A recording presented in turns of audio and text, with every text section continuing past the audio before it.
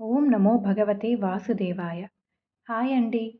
ఈరోజు నేను మీకు మన శివయ్య భజన ఎలా చేసుకోవాలో నేర్పిస్తాను. ఇది కూడా ఆది తాళంలో ఉంది అండి. సరేనా? నేర్చుకుందామా? జయ జయ శంకర హర హర శంకర శివ శివ శంకర మహాదేవా.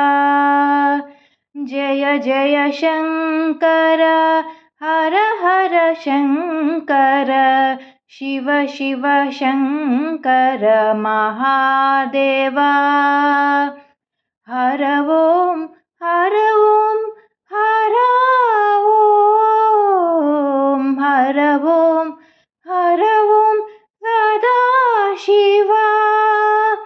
ఆది కారణ ఆనందలోల ఆది కారణ ఆనందలోల.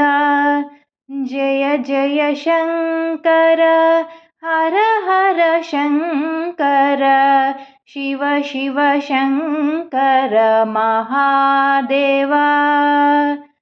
జయ జయ Shankara Hara Hara Shankara Shiva Shiva Shankara Mahadeva. Mahadeva Mahadeva Mahadeva. Telugu and English lyrics నేను మీకు డిస్క్రిప్షన్లో ప్రొవైడ్ చేస్తాను. Thank you.